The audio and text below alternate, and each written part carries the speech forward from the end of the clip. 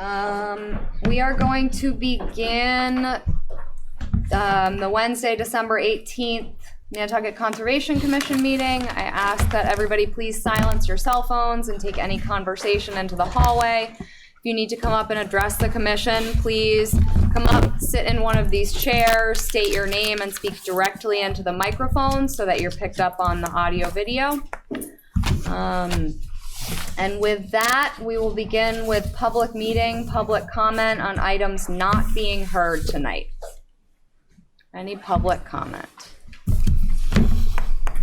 Okay. Seeing not, the following items are continued tonight. Under notices of intent, we have Eli Zabar, which is continued until June 24th. We have 46 Shimo Pond Road Nominee Trust, continued until January 8th. And then in certificates of compliance, we have Rock Ganella, trustee of the North Nominee Trust, 73 Easton Street, continued until January 8th. Nantucket Wheelhouse LLC at 13 Massachusetts Avenue is continued until January 8th. John Moeller, 10 Monomoy Creek Road, SE 482797 and SE 482801 are both continued until January 8th. Monomoy Creek Nominee Trust at 12 Monomoy Creek Road is continued until January 8th. And then Alice Rochat is also continued until January 8th. So with that, we'll begin under notices of intent. Bonnie L. Sacerdote, trustee at 19 Kimball Avenue.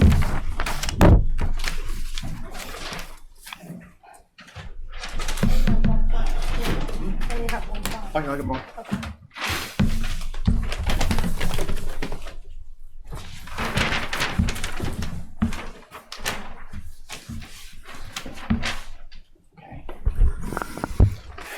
Thank you. For the record, Paul Santos with Nantucket Surveyors, and also to introduce you guys know Chloe. She's been before you before. It's Chloe Coggins is now with Nantucket Surveyors and been helping me out on some of the environmental filings, and you'll see her before the board, I'm sure, in the coming future. All right. So this is a notice of intent application for property owner Bonnie Sacerdote at 19 Kimball Avenue. It is an application for permanent sand drift fencing. This ties into two other projects that we've done in this general area. Number 9 Kimball Avenue, which is Kimball Sherborne LLC to the east, and also Clarkford Partners, which is number 17 Kimball Avenue, is also to the east of the property. This is to continue this sand drift fencing. In this particular area, it's approximately 90 linear feet, with the exception of a small section that would be open where there's an existing beach stairs that goes from the developed portion of the lot to the beach. The area itself, regulated area, is coastal dune. It's also land within land subject to coastal storm flowage, and we are adjacent to a coastal bank. It is the same standard detail that NHESP has required on the previous two applications. At this point, we have a DEP file number. We do not, however, have a final review from NHESP. So we will be asking for a continuance for the work proposed. Again, with the other projects, the intent is to put the sand drift fencing in place, let the sand accumulate in the area between the fencing and the face of the dune. We do have a provision in here for voluntary sand placement, which is the same that we've done on the prior two applications.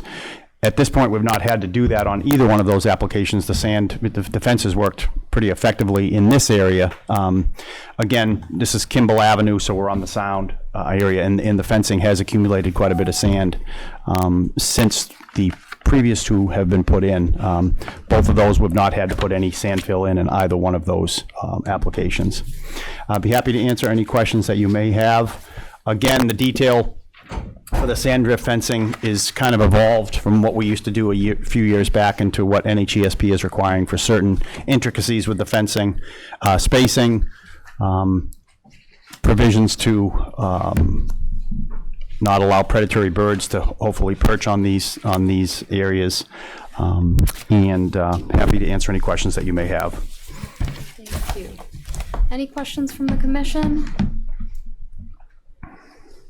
I just had a question about, so the properties on either side are also have already established this fencing? Both properties to the east. The west is not. And that's an unoccupied, or it's? No, it's a developed piece of property. It is a developed piece, okay. Yeah. All right. Some of the to the west, yeah. Yeah. That would be 23 Kimball Ave Realty Trust. Some of those properties down there do put in that snow fencing. Yeah, yeah. You know, whether they permit it or not, I don't know. But that snow fencing, you know, they do have some of that going further down. But what we have is to the east is 2 permitted, which is number 9 and number 17 are both permitted sand drift fencing. A little bit longer, and those properties a little bit wider at the shoreline. But it would be a similar situation to that. And I think if you look through the photos within the application, you'll see a picture showing kind of the. So is that last easterly view a proposed fence location? Because I was going to ask you, is that the fence that's on that, is that maybe I'm looking backwards, the last photo? Easterly view of proposed fence. The bottom picture? Yes, That's where it'll go. that is where it's going to go in that particular area there. So that, the fence that we see on the left of this photograph is not That's one of those, that's a, is that on the subject property or? No, it's not on the It's subject property. Okay, That's that's what I was separate. trying to Yeah. establish. yeah. Yeah. And then you can kind of see the westerly view up above. You get a picture of kind of how it's working out there. What it will look like. Yeah. So, Thank you. okay. Any other questions from the commission? Good. All right, questions from the public? No. So we're waiting on Heritage? Yes. If there are no other questions from the commission, then would you like to continue to the next meeting? Yes, please. So this will continue until January 8th.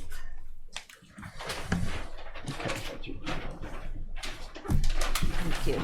Okay, so moving on to Patrick S. Keating at 49 Red Barn Road.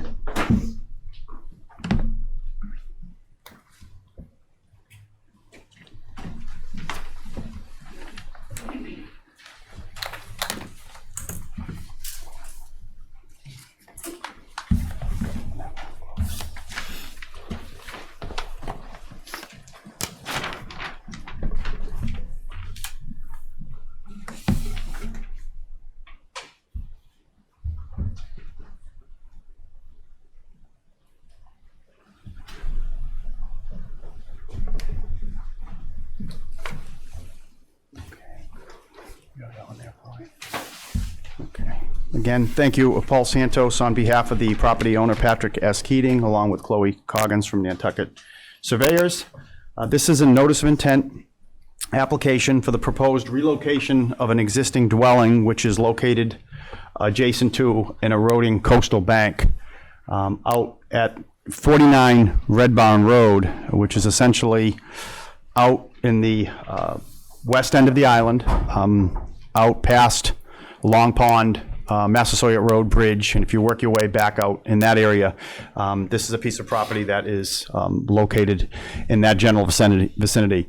The majority of the site is basically abutted by Nantucket Conservation Foundation land, so if you look at an aerial of the area, the house is kind of sitting out there pretty much by itself. We were before the commission a few years back, and at which time we replaced an existing septic tank and leaching pit and put in a current code compliant septic system on the property. This application does not affect the septic system in any way. The septic system is located as far away as we could get it at the time that we did that application.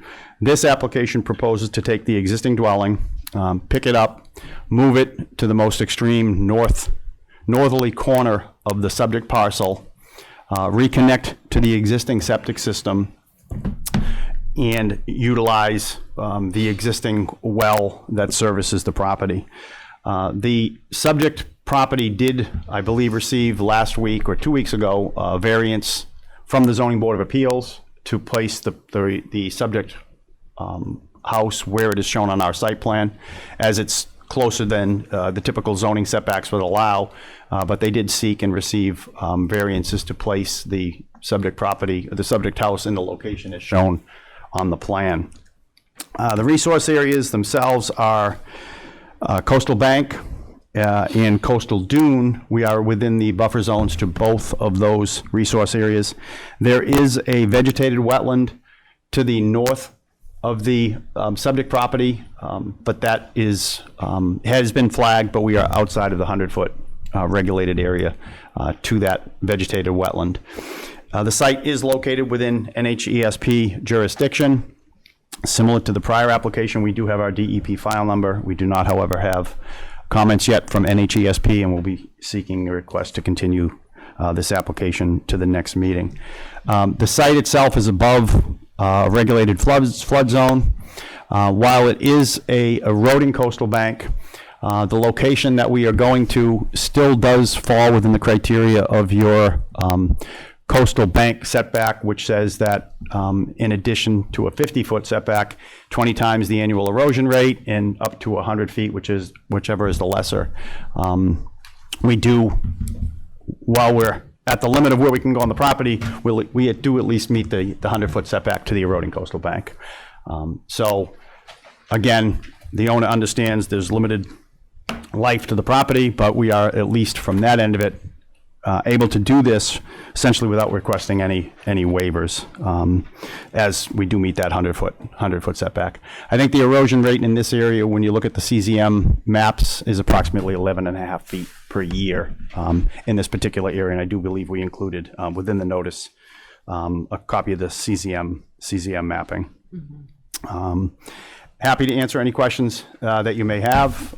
Again, the application itself is to pick up this structure, move it, grade, loam, seed, and grade, stabilize the area where the existing dwelling is. It's a crawl space. It's not a full basement underneath the existing dwelling. And once it's moved, they'll modify, make smaller the decking and the entranceways and so forth to gain access to the structure itself.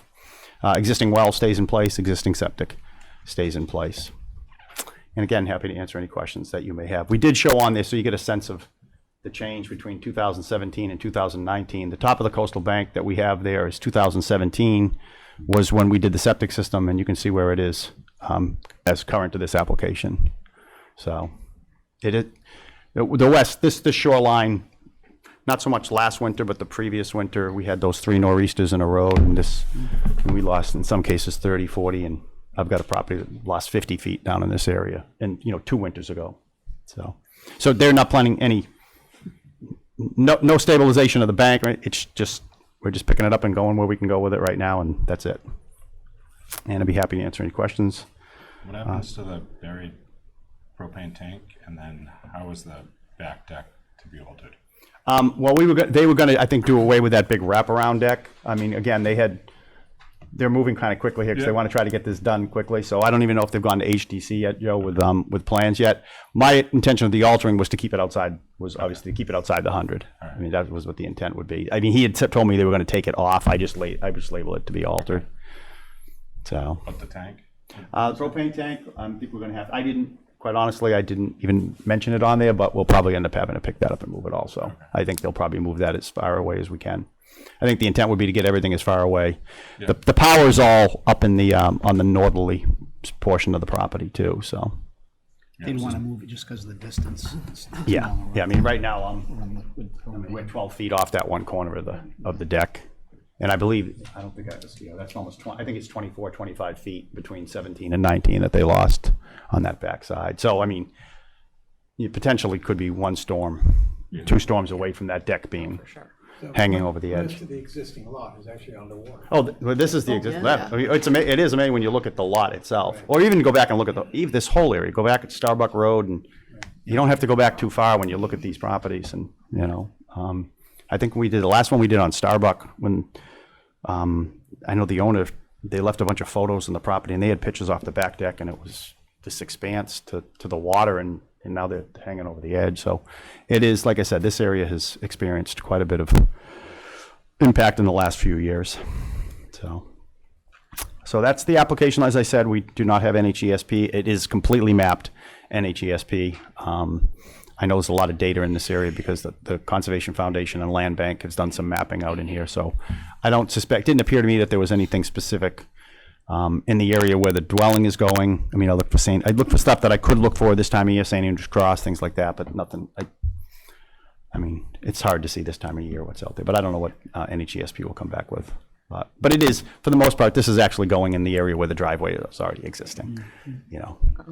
So you're okay with the standard conditions to monitor the revegetation where the house comes out and clean up anything that might be left as it would fall to the beach, irrigation, anything Sure, of that nature? yep, they understand. The septic has actually already been, because the leach pit was actually to the left of the existing dwelling. That tank and pit was all removed as part of the septic system install.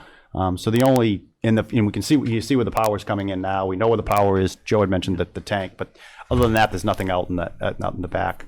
There used to be, actually, and anyone familiar with the property years ago, there wasn't actually another structure that has since been lost that was over in this general area. And then they had a radio tower. I think there was a radio tower out here. I think it was a ham there was something with a radio tower that went back in the old permitting. And they had another dwelling in that radio tower sitting over there that they used to have. Those have long been since lost. It was the ham radio relay station for the island. Oh, is Now that- it's on Eel Point. Oh, is that right? Okay, yeah. So, Yeah, and I know this is a highly productive northern harrier nesting area, so Heritage might come back with something Yeah. on that, but we'll see what they say. okay. Any other questions, comments from the commission? Questions from the public? All right, seeing not, would you like to continue until January 8th? Yes, please. Okay, so this will continue until January 8th. All right, thanks. And moving on to Britannia Nantucket Incorporated, 81 Squam Road.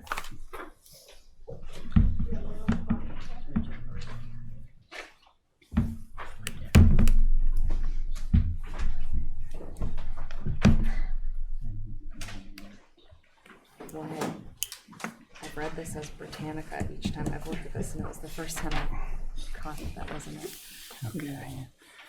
Again, thank you, Paul Santos with Nantucket Surveyors on behalf of the property owner, also Chloe Coggins. We're moving from the shoreline, I guess, here to inland. This is a piece of property at 81 Squam Road, a completely developed piece of property in which the applicant is proposing to do a addition to the existing second dwelling on the structure. That addition entails essentially a garage add-on with some living space above the structure itself. The regulated area is a bordering vegetated wetland that runs in through the center of the property, and it is depicted on the plan to the north of the existing driveway. Septic system is to the north of the driveway. You have the existing dwelling, pool, pergola, and associated outbuildings. Subject property is above any flood zone. The foundation system is a shallow slab because it's a garage. Based on the groundwater testing for the leaching trenches, there is no need for a groundwater waiver for the foundation system. And it's a pretty straightforward application. We will have to relocate the existing septic tank just to keep it 10 feet off the existing slab. As of right now, it would be too close to the existing slab once we construct the garage system. We will have to file with Board of Health with regard to relocation of the pump pit and chamber and connection to the existing septic system itself.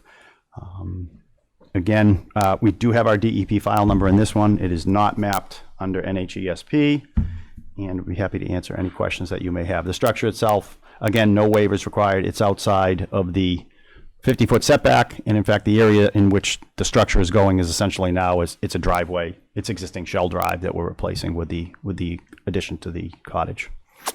And that's the extent of the application. Thank you. Any questions from the commission? Where is the new location for the tank and pump chamber going to be? I'm just going to twist it and keep it 10 feet off it's going to stay in that general location. I just got to get it 10 feet off the slab. So Yeah. just moving it. I'm just going to slide it either forward or twist it to run parallel with the existing slab. So, Any other questions from commissioners? No. Questions from the public? Nope. Do we have everything to close on this one? One last shot questions? None? Paul, would you like to close? please. All right. Is there a motion? Motion to Is close? there a second? Second. All in favor? Aye. Any opposed? All right, that carries unanimously. Thank you. Thank you. Thanks. We're going to sit down for a while.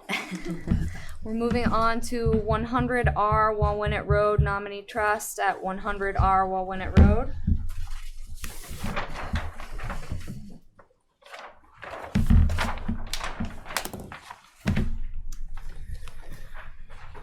Good evening, Brian Madden from LEC Environmental Consultants, representing the applicant.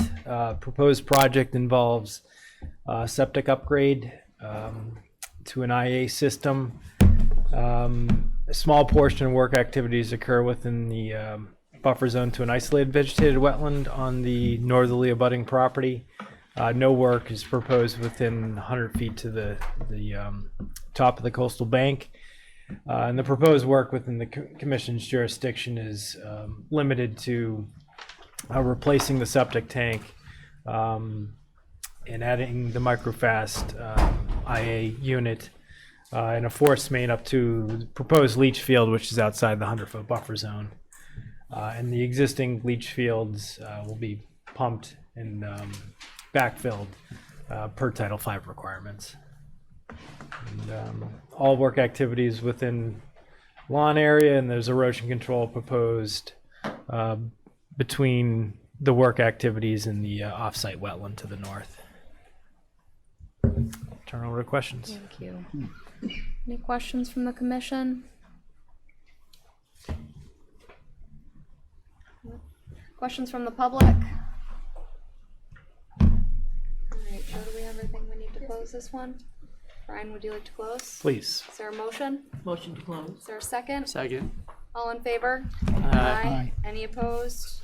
All right, that carries unanimously. Thank you very much. So moving on to Rec 21 WP LLC at 21 Washing Pond Road.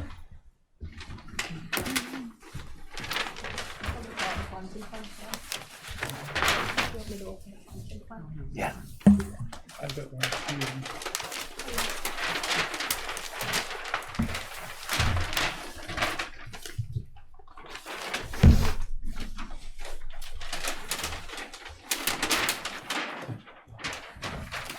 Good evening, David Haynes for the applicant. What is proposed here for work in the buffer zone to Washington Pond and the abutting BVW is the construction of a pool deck and landscaping in that area, and grading. The house is outside of the buffer zone. It is being worked on, and I think it's been removed. It's been removed from the site and is being a new one is being built. All that work is outside of the buffer zone.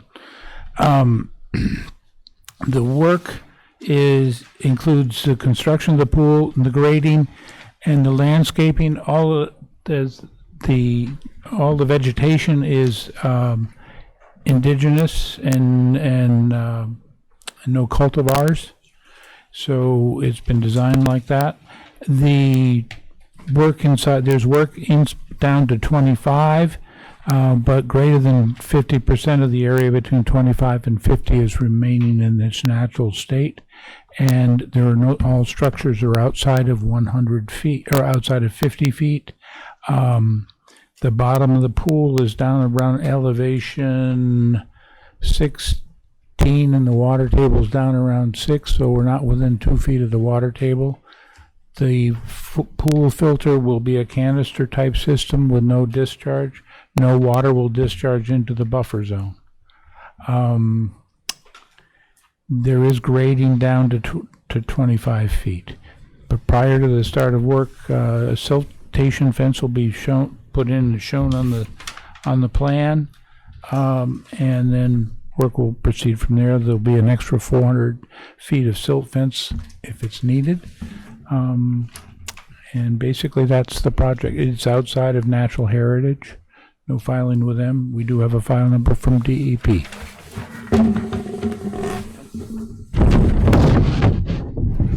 Any questions from the commission? Yeah, David, when you say that the grading is going to be at 25 feet, is that for the pool and the patio? Yes, yeah, but it goes down, is within 50 to 25. Some of it is in there. Most of the site is not, no work is happening between 50 and 25. It's just, It's a fairly, the drop-off is continuous. Yeah. Right. So will it be easily visible from the other side of the pond? I'm just curious. I don't, When you're saying that, so how is it going to be leveled? I guess that's what I'm asking. Are you going to be adding a great deal to it? Or is it going to be digging into the bank? That's what I don't fully understand. no, it's,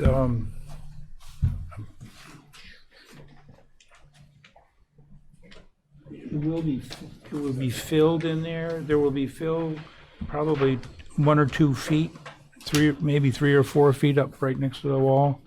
But I mean, it won't be.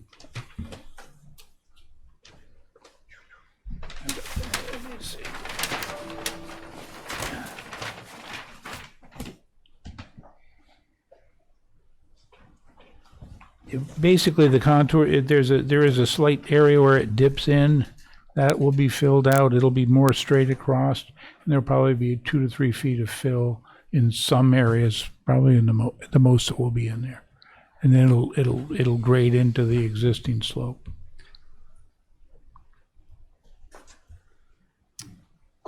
You probably Looks blow. like it'll be like a 2-foot step down. It'll be like a 2-foot step down from the patio to the grade at the Right. front of it on the Yeah, southern side, southwest side.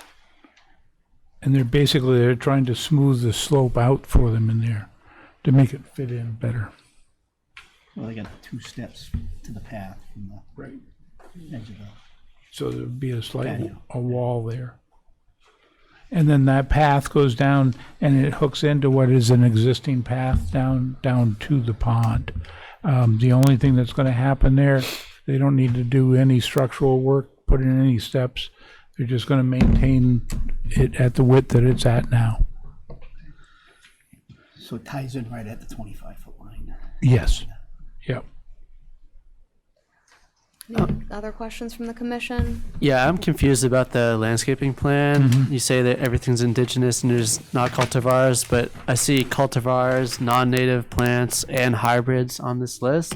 Well, And it looks like some of them are outside of the 50-foot, but some of them might be inside, depending on where things get placed. I was assured that everything inside of 50 was indigenous Yeah, and not cultivar.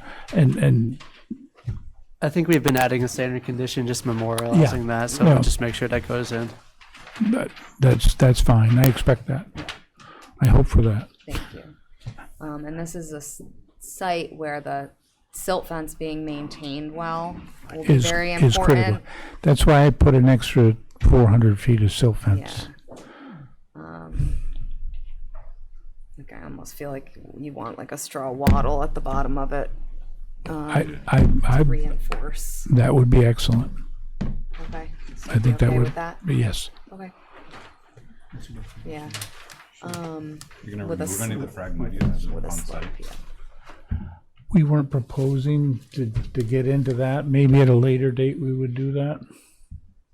Seems like a lot, 20%. Excuse me. Seems like a lot, there's 20% of it. So, There was just one, that was in that one plat, that was not continuously along the pond, that was Okay. right where I did it. And that was because it went to basically open water and it was coming up out of the open water. Any other questions or thoughts from the commission? Questions from the public? So do we have everything we need to close this one? All right, if there are no more questions, is there a motion to close? Motion closed. Is there a second? Second. All in favor? Aye. Any opposed? That carries unanimously. Thank you. Thank you very much. Have a nice holiday. As well. Thank you. So moving on to 262 Pulpus Road Nominee Trust at 262 Pulpus Road.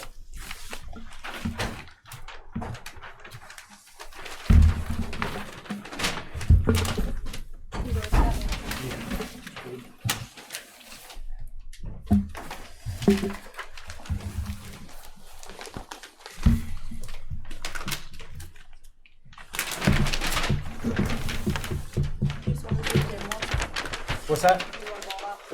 Just the second sheet.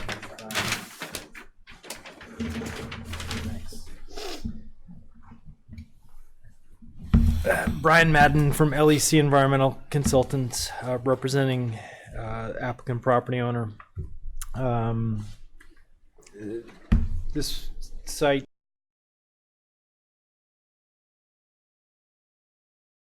permanent markers along that lawn edge to clearly demarcate this restoration area. There's on number 12, the natural heritage boundary does extend into the restoration area, so we are waiting for the determination letter from NHESP. Unfortunately, otherwise, everything else on both properties is looking great. There's a ton of revegetation plantings that went into this on both properties, and we've submitted a monitoring report for the cumulative of both properties. But this was something that I had observed in September, and now I'm before you. Thank you. Any questions from the commission? Yeah, I'm just trying to wrap my head around moving from majority tree dominated vegetation to majority shrub dominated vegetation. And I understand that the idea is to not cover the canopy to allow the sassafras saplings to regenerate. But I would ask if the applicant would install equal or greater biomass to the estimated amount of biomass that was lost by cutting the trees, and base your planting plan based on how much material you think was taken out. Basically getting at, are you looking to see like sassafras, more sapling plants out there, or? Yeah, I mean, it was a sassafras dominated area before, and it's gonna. I know the goal is to get it back to that, but if we just allow the saplings to regenerate, it's gonna be 20 or 30 years before the size that was there before. So interspersing some taller saplings in as well, or even just one or two mature trees to jumpstart the process. Yeah, I mean, I think we can selectively and carefully locate those. I mean, obviously with the saplings, in order to get those installed, you're talking about a larger disturbance footprint. And we're also dealing with a slope here on the coastal bank. I don't want to do a whole lot of excavation just for installation, but I think there's areas that we can carefully plant that to kind of accelerate that regrowth, while promoting the younger saplings to regrow. Was the original cutting done to promote the view? Right. And that's Look at that opening there. that's sort of what I'm getting at here It was gonna be too as well, is that the cutting trying to be careful. doesn't only open up an area for vista, but it accelerates wind moving through that area and salt spray and other things that are going to change the dynamic. So having a vertical structure at least start to be put back, it doesn't all have to happen at once, but interspersing maybe 1, 2, or 3 throughout the site to kind of get some of that barrier is going to be beneficial for the other plants establishing as well. Yeah, I think planting some of the sassafras saplings in the upland buffer zone area, on the flatter surface, it'd be an easier task.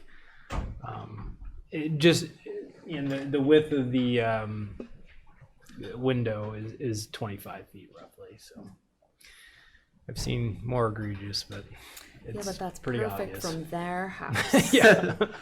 Lines up. Potentially, because I actually have a question about the beach path here, because I have seen like very weird assemblages of materials that this property uses to get over the marshy area, and I'm kind of curious about what that's looking like right now. Okay.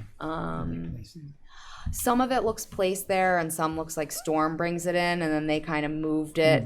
Yeah, so that it kind of promotes Yeah, their access. I personally I haven't been out Down there. there? It Yeah. is off property, so. So some of it is, but some of it I believe is actually Oh, okay. like on their property. That might be worth making sure it's cleaned up as part of this Yep, absolutely. whole thing. Yeah, I'm not that we're gonna get any brownie points for it, but on 10 there was a pool proposed here that they ended up constructing. So I would also just ask that when we do issue it out in order, we make sure that all invasive material is being disposed of properly Correct, at the landfill, like we always are putting in, but just Yep. making sure of that. we had spec that out, but yeah, certainly expect the Is conditions. this like the third time these two properties been in front of us with infractions? Two that I know of. Yeah.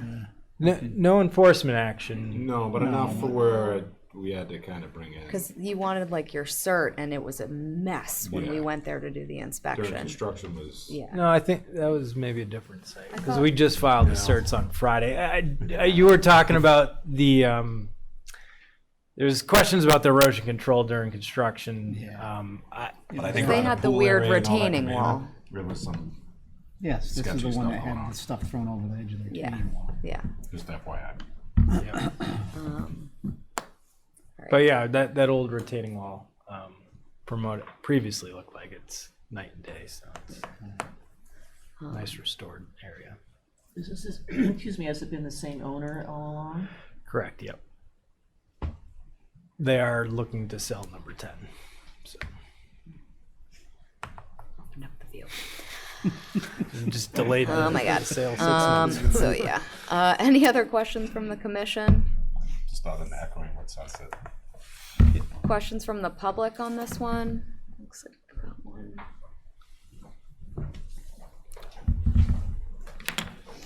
Hi there, my name is Edie Ray. Being of a very suspicious nature, I'm thinking that the sassafras that was removed may have been tallish, and maybe their removal could possibly have something to do with enhancing the view. And I'm just worried that the items that were listed that are going to be replanted aren't going to reach the same height as a sassafras would. And I'm thinking that perhaps it would be nice to have some larger sassafras planted back in there. Yeah. I've seen that happen in other places where, gosh, don't know how that tree disappeared, and it just seems to be a pattern. So I would respectfully request that perhaps some tall native things be included in your replanting. Thank you. Yes, and that was part of our discussion for sure. And I can submit just a supplemental species list with heights and stuff. Yeah, I think that would be great. Any other questions from the public? So are we gonna continue this and do a site visit and hopefully submit some revisions? Yes. Okay, To the 8th, please. to the 8th? Okay. Excuse me, are you continuing to take out the slash, or are you waiting for this to do that? I mean, maybe, I guess, because I'd like to get the honeysuckle and some of the other invasive stuff out altogether, I'd say leave it in place, and then we can remove all the woody stuff and goes to the digester at that point in time. Yeah, because we're not going to be doing any planting till the spring anyway. So. All right, so we'll continue both of these until January 8th. Please. All right, thank you. Thank you very much. And then moving on to amended orders of conditions, Alice Roche or Rochat at 100 Low Beach Road.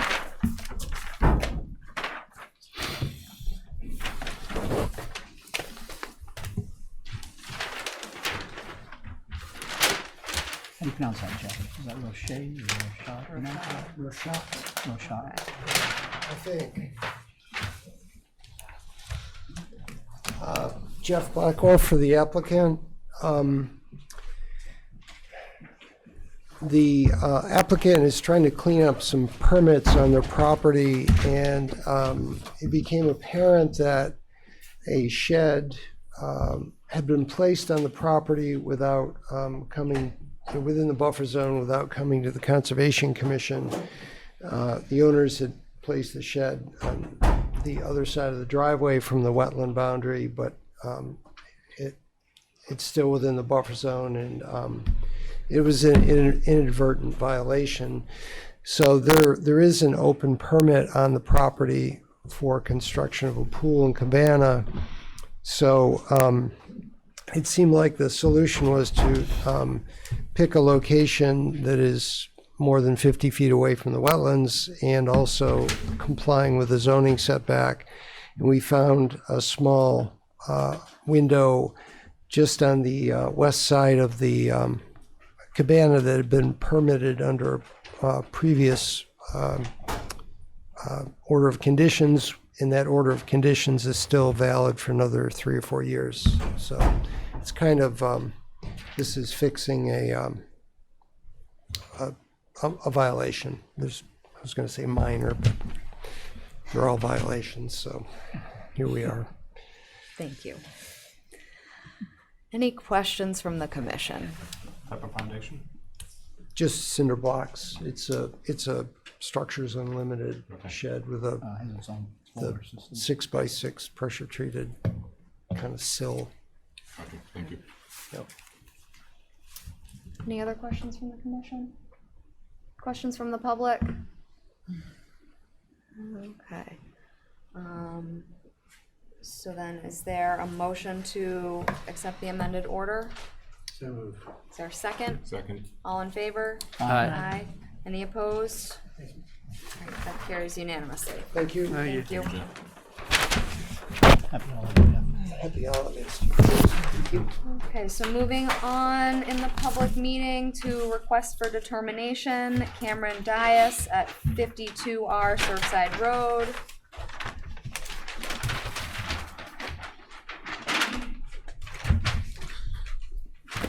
Good evening, Mark Ritz from Site Design, representing the applicants at 52R Surfside. What you have before you tonight is an RDA for a house outside the 50-foot buffer zone to an off-site wetland. The wetland boundary is visible here in the lower corner of the plan. The entire property is approximately 63 or so feet away from the wetland at the closest point, so we're well outside the 50. The portions of the work that are within jurisdiction is a corner of the proposed house, a porch and a window well, and a little bit of grading and landscaping, but nothing will be any closer than approximately 62, 63 feet from the wetland. We're proposing erosion barrier along the property line to prevent any possible siltation. That's pretty much it. It's a modular, too, isn't it? I believe so, yes. What did you say, Dave? It's a modular. Ah. Any questions from the commission?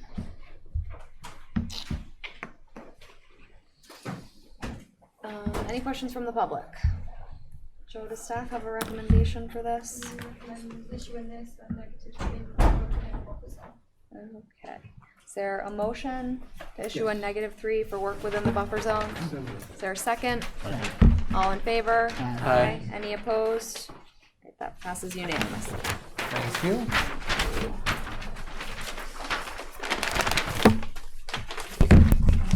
Moving on to Hope Scott Rogers at 6 and 11 East Hallowell Lane. Once again, Mark Ritz from Site Design, representing the applicants at 6 and 11 East Hallowell. What you have here is an RDA for a septic upgrade. This is an interesting property. It's 2 parcels separated by East Hallowell Lane. The northern parcel is the one that has a coastal bank and associated buffer zones on it.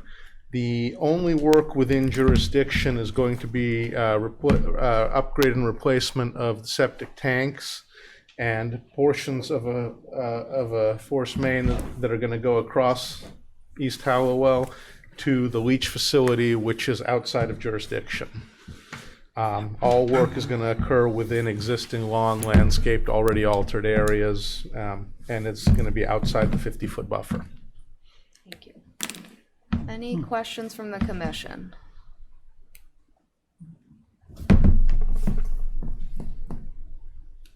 Any questions from the public? Joe, does staff have a recommendation for this one?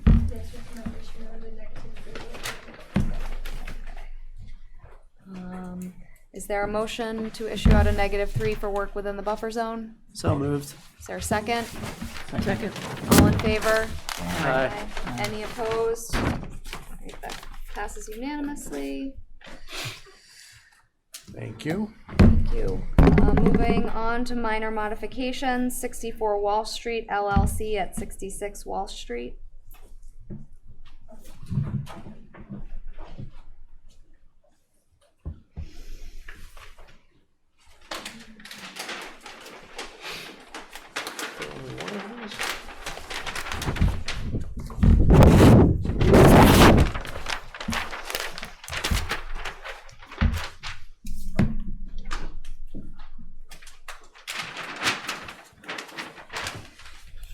Once again, Mark Ritz from Site Design, representing the applicants at 66 Walsh. This is a property that was before you with an enforcement issue recently. Previously, the commission approved the restoration of grade and the installation of a brick walkway along the side of the house. The applicant has decided to change from brick to crushed shell, more pervious, less impact. We just wanted to get a minor mod in, basically for the crushed shell. That's the only change for you with this minor mod. Okay. So hopefully that's very minor. Hopefully the grade is looking good before we lay that crushed shell. Hopefully no fill was brought in. The grades have been restored. We're going to be before you in a few minutes with a COC request for this, and the grading work has been done. Yeah. Let's just wait till, yeah. But that has been done, and the shell actually it was placed instead of the bricks. So it's an after the fact, but being, going to shell from brick, we thought would be nothing but beneficial since it's a more pervious surface. Yeah, great. Any questions from the commission? I could do full scale. Yeah. Questions from the public? Is there a motion to approve the minor mod? Motion accept it. Is there a second? Second. All in favor? Aye. Thank you. Thank you.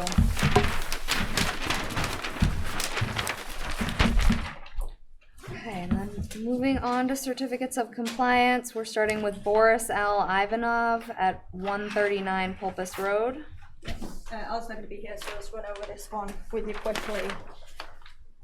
The cert in your pack, I think, shows a deer fence within the buffer zone there in the 25. So I had him go out there, and they needed the map because it's not there. It's a site plan. Okay. Bring it back in compliance with the deer fence, and it's all built to the permit. Okay, and it's not in fact there. No, it's not there. It's So not that there. plan there shows it without. Shows Okay, the so correct, Yeah. okay. Unencumbered by a deer fence. All right, okay, any questions from the commission? No. Any questions from the public? All right, is there a motion to issue the cert? Motion to issue. Is there a second? Second. All in favor? Aye. Any opposed? That carries unanimously. And then we're moving on to revocable trust agreement of Elizabeth C. Nix at 43 Starbuck Road.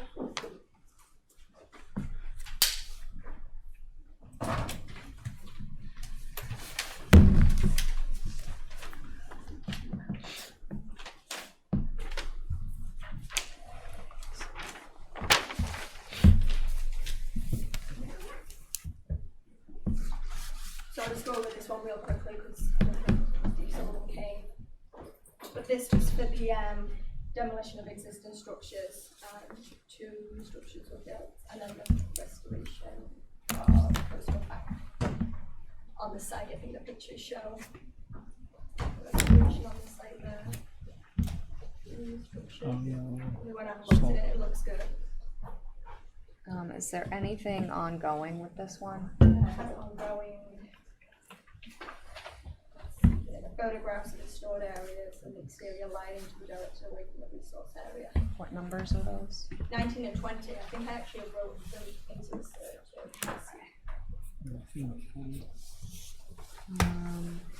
Any other questions from the commission? So is there a motion to issue the cert with ongoing conditions 19 and 20? So moved. Is there a second? Second. All in favor? Aye. Any opposed? That carries unanimously.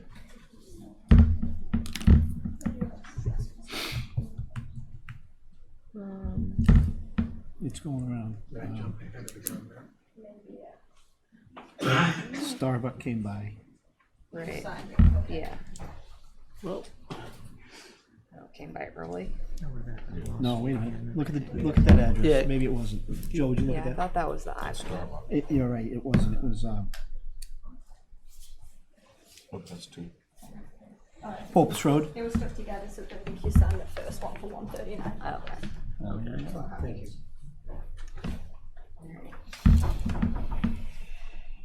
I'm gonna wait to move forward until we pass this thing along. So on there it has condition 19 and 20. But yeah, Trying to fool you. Skip one and pass another. They succeeded. All right. Okay, so then moving on to 64 Walsh Street LLC at 66 Walsh Street. Kind of just heard it.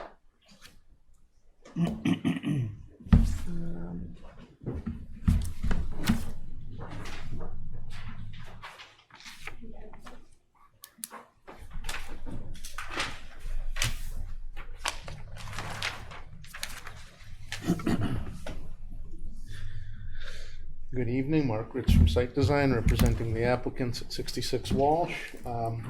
This is the plan for the restoration of the grading, the removal of the fill, the removal of the retaining wall.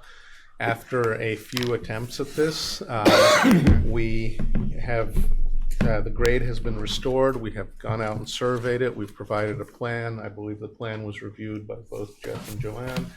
And I believe that we are now substantially in compliance with the grades that we were supposed to have. So hopefully we are now in a good place with this project and can close out the NOI for the restoration work. Thank you. Any questions from the commission?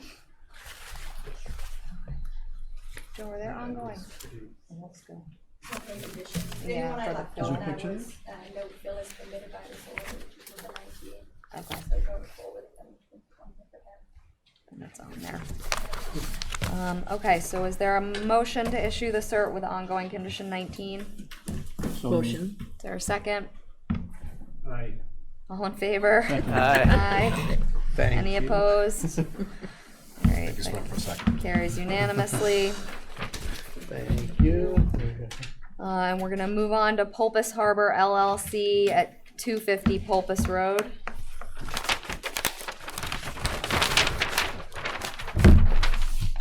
Once again, Mark Ritz from Site Design, representing the applicant. This is an order that is now expired. There was quite a bit of site work here. The original order approved picking up the existing house, putting a new foundation on it, doing some restoration on a boathouse, doing some other site work, including a secondary dwelling, a detached garage, second driveway, quite extensive site work on this property.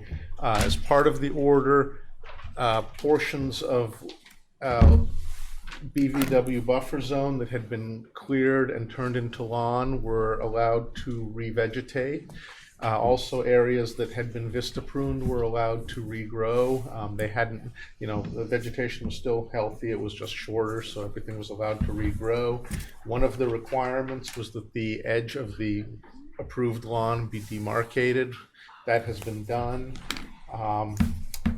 We feel that the work has been done substantially in compliance, and would like a COC for this. Any questions from the commission? Were there ongoing conditions with this one? Yes, number 19 was for the management forms, including photos. 3 years.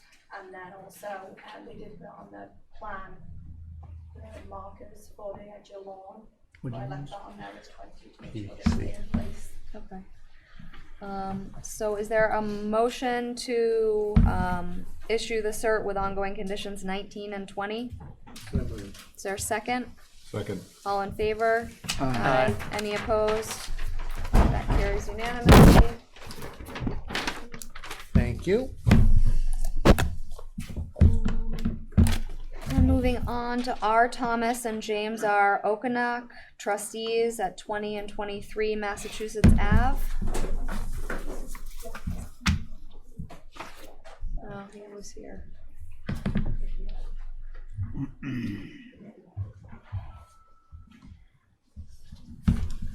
This was for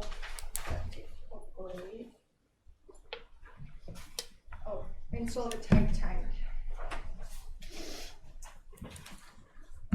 Well, that has all been done, and they've submitted the Board of Health sign-off certificate, which you can use in the packs. Is there any ongoing conditions with this one? And there is no one. Okay. Is there a motion to issue the cert? Motion issue. Is there a second? Second. All in favor? Aye. Any opposed? That carries unanimously. And then we are moving into orders of conditions.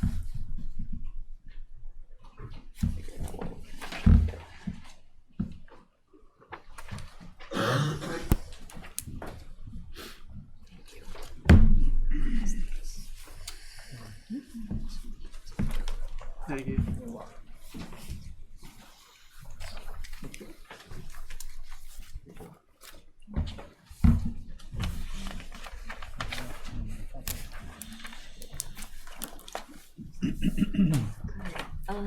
So we're gonna start with Britannia Nantucket Incorporated at 81 Squam Road.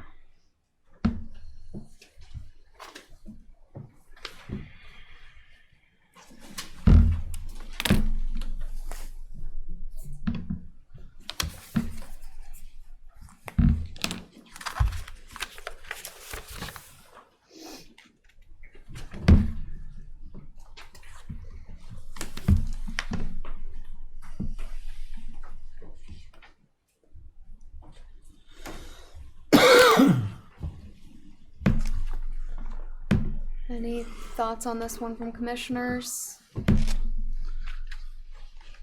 Seems fine. Did you say you wanted something including this about the Board of Health sign-off? Or is that just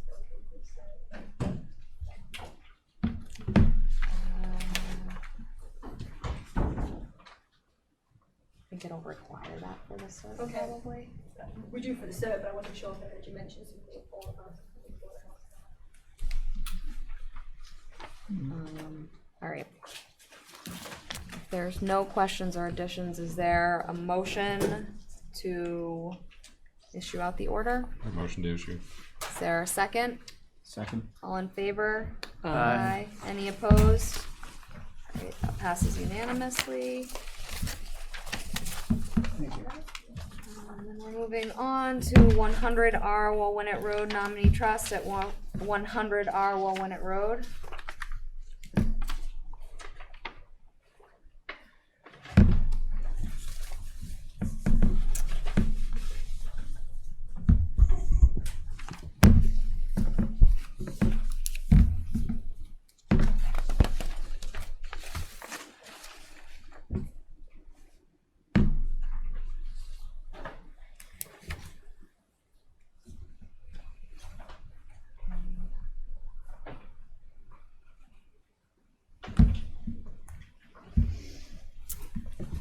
Any thoughts, comments from the commission?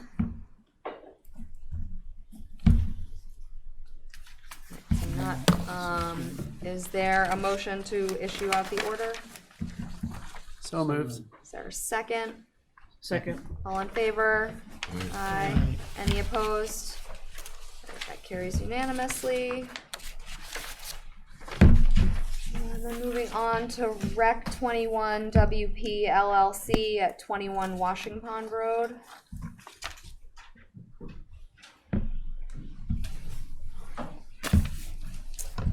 So, condition 21.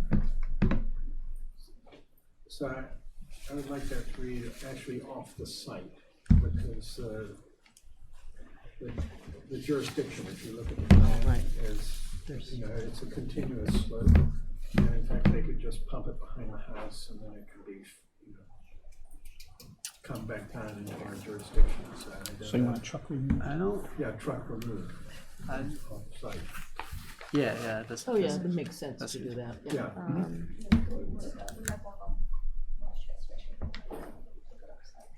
Yeah. Right. yeah, we had one Yeah, of we've those done prior. that before. And I think this is the one that we have with the silt fence to add like the straw wattles Oh, yeah. right. Bottom slope. and make sure that the plants are native, Yeah. no cultivars. No cultivars, no hybrids, and no non-natives within the 50-foot buffer. No, so normally Jeff just writes it as a condition, that all plantings within the 50 have to be native, no cultivars. So that's a 23. Yeah.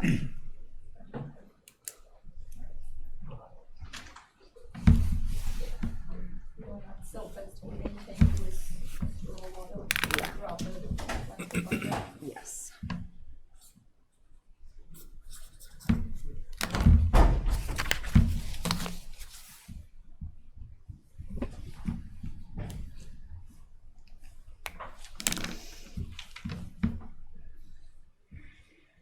That's a change 21, Would be, or are you adding another one? So for the pool shall be drained, we're just gonna put off-site, so we'll just amend that one. okay, To read that, to an area off site. yes. And then 23 will have the no cultivars. Native species being Yep. put on so no cultivars. Yep. And 24, the silver 24. fence. Line the straw water for the life of the project. Move to approve as amended. Is there a second? Second. All in favor? Aye. Aye. Any opposed? No, we're falling asleep here. All right, that carries unanimously.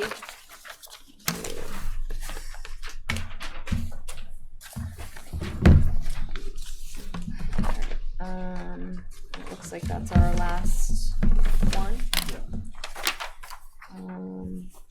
So any thoughts, I guess, on 262 Pulpus, because we will have to issue that out next meeting.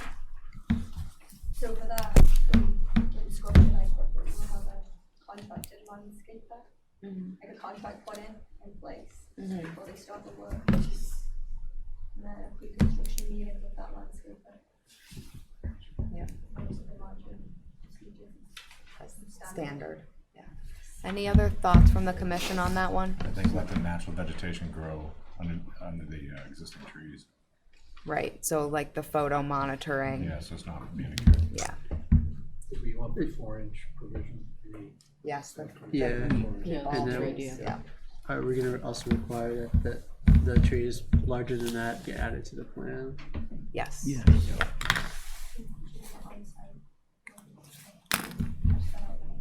Right.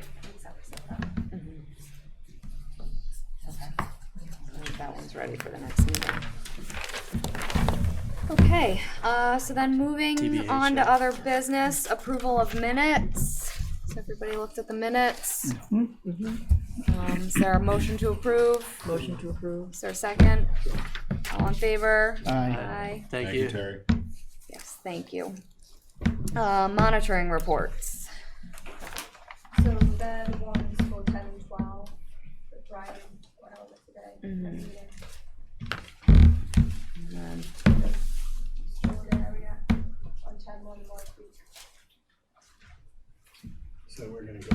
site look at visits. it. Yeah, I mean, the pictures were actually included in the pack, Yeah, showing you they're that at store, the end. I think in the bottom of the pack there, included the monitoring Yeah. pictures. Mm-hmm. Take a look at. Okay. It looked good when we were at the site. All right, so those are there for everybody's viewing pleasure. And then moving on to continued discussion of SE 482824 nourishment material. And I do want to remind everybody to try and not repeat what's already been said and to keep the discussion to the current enforcement and nourishment material.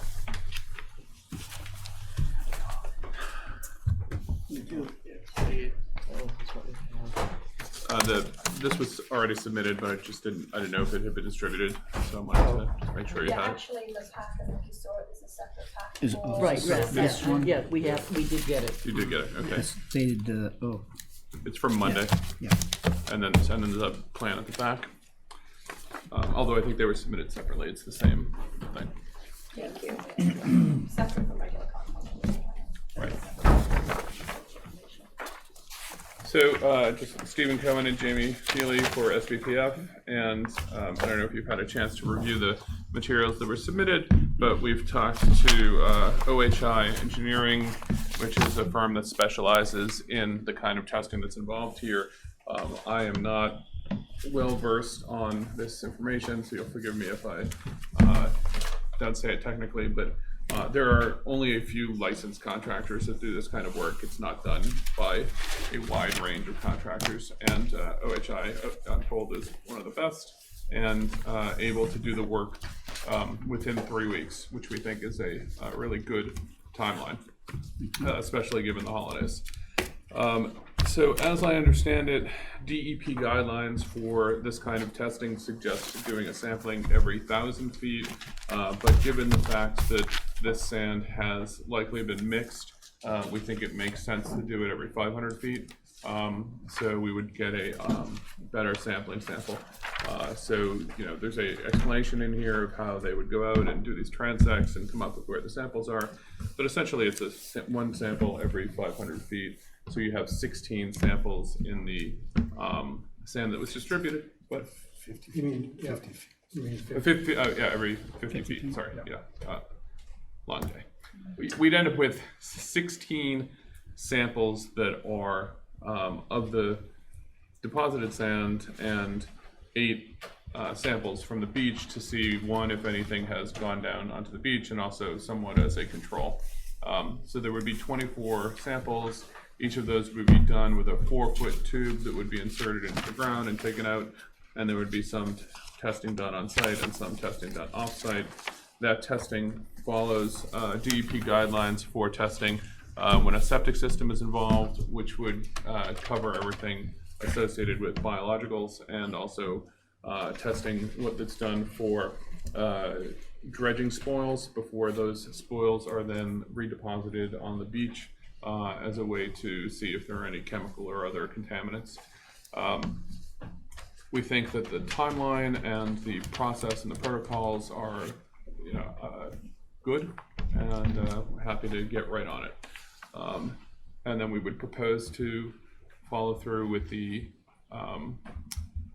debris removal, both on a daily monitoring basis to make sure that anything that becomes exposed is cataloged and removed, and also that when the testing comes back, as long as the results suggest that there's no concerns, that we could then do what we said last time, which was essentially push in front of and on the side of the tubes about 10,000 cubic yards of material, which would be taken out in storms, and then that material would be replaced into the template on a period, a schedule as allowed, and we've determined and confirmed that there would be sufficiently available material to be able to do that. Although we wouldn't put it all back all at once, it would be periodically. I think that, is that everything? Is that Amy? Yeah, I mean, I think that it'll still be somewhat Sure. phased with you needing to check in with us on results and things like that before we proceed.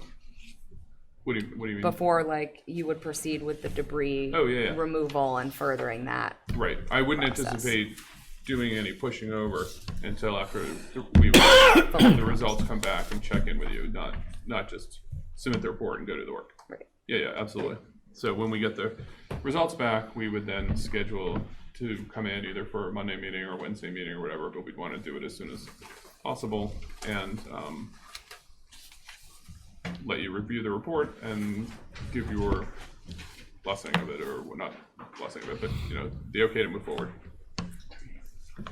Any questions from the So commission? it's 3 weeks when they can come do the testing? No, I think all in, right? Or the testing has been already done?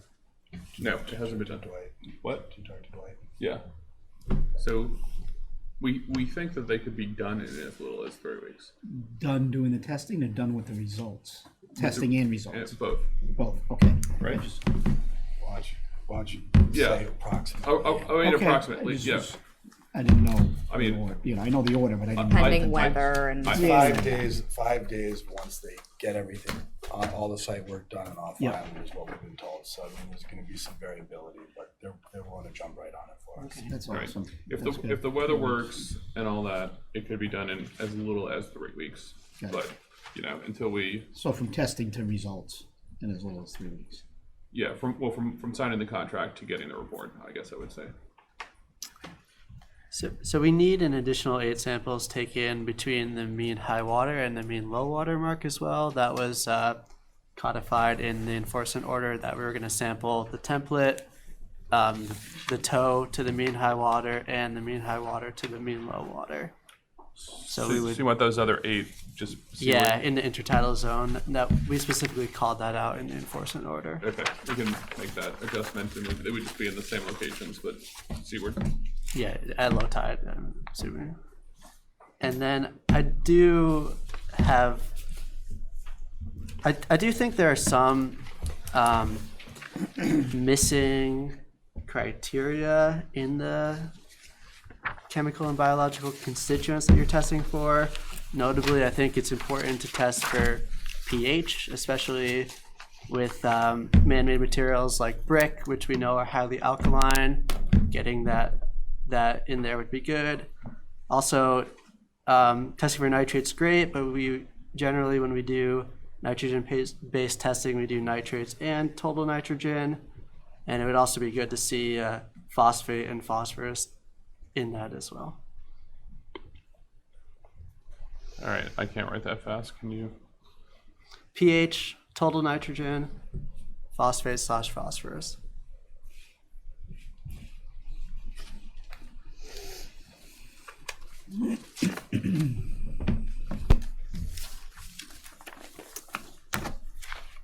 Any other thoughts, comments from the commission? Well, I'm curious as to what coliform means in this setting. What type of bacteria is it? Do you know? So Yeah. Fecal coliform. Yeah. just fecal. Yeah. Okay. They did warn us that they get false positives from animals, but that we should be able to tell by the volume.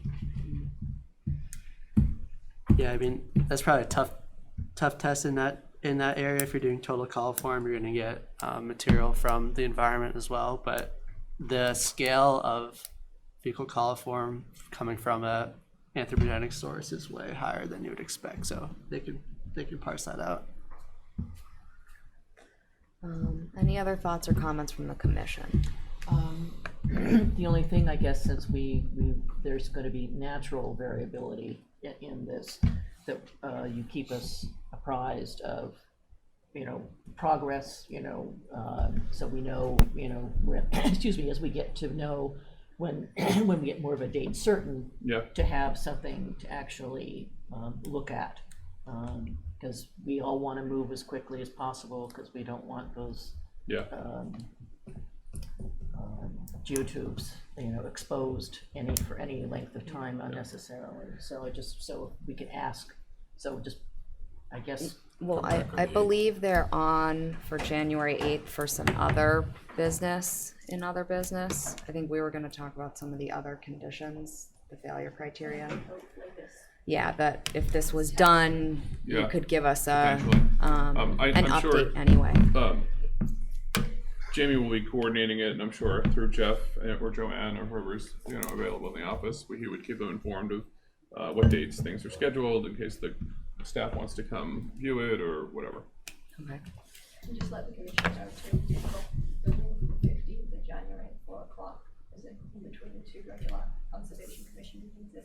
It's 3 weeks of test results. Yeah. Yeah, So come in earlier for that and sit down separately. yeah, That works that's for your good. agenda. Yeah. Can make that happen or nothing. So my other question for you guys, as you're removing debris daily, have you started logging that? With photos. Okay, and I think we should proceed with getting a mass or a volume of the material removed. Because I think that's important for us to quantify what went down here. Well, we actually asked the board. Yeah. Or did you find a site to store it? I haven't yet, but I mean, I will start. I thought that when we talked about that, that would be part of the larger effort. So, but I mean, right now we have it in trailer, but it's with other stuff. So we'll start now. Yeah, I think that needs to definitely be separated out as coming from the template, because I know there were issues with that other possible source location, just to make sure that, what's coming off of your template gets recorded. Yeah. And there's definitely some overlap on the southern end there. So when we start the process, what I was hoping to do is probably start with 85 in that whole southern end and try and get that cleaned up so we can push material in that direction. So it'd be kind of one pre-existing cleanup and then to do the template in one consistent, continuous effort. Okay. But that way we can keep the material separate, and this is having to do with the bluff, and this is having to do with what's coming out of the template itself. Okay, And there is overlap on the southern end. right. So you've probably been there, or you've seen the pictures, but just in case I know, for the record, what Jamie's saying is not only would we be picking up the debris from the template, but from the bluff up, there's a lot of debris coming out of the bluff there, and our intent is to sort of scale the bluff and take it out, including cutting out pipes and tubes and wires that are currently protruding, and that will soon, at some point, just come out anyway during storms. So we want to be proactive and remove as carefully as we can that material that's going to come out anyway. Okay, so let's just make sure if we're taking that off the beach, that again, it's kind of separate from what's coming off of your template currently. Yeah, I think, yeah. Any other thoughts from the commissioners? Well, I'm just looking at sewage sludge, commonly contains high amounts of human pathogenic bacteria. Include salmonella, listeria, Escherichia coli, Campylobacteria, Clostridium, etc., Yersinia. So, is that something we might want to test for, or do you feel that just the fecal levels alone will tell us what's happening? I would have to check the test, but my understanding of total coliform versus fecal coliform includes those other. But Okay. I would have to check the test that they're using. I believe that's true based on my conversation with Dwight also, but Dwight Dunk, but I don't have any firsthand knowledge of that. We should make sure that those things are being tested. Right. Yeah. The protocol that's being used is the protocol for testing soils from a septic field. So I assume, or my understanding is it covers the things you listed. Okay, and if it doesn't, we can make sure they Right. get added. Right. Yeah, it's not a problem to make sure we're doing the right test. Thank you. Any other questions, concerns from the commission? Okay. I am going to open it up to the public for questions. Again, I would like to remind everybody, please do not repeat yourself from previous meetings, and try and keep it as concise as possible. Public. Okay.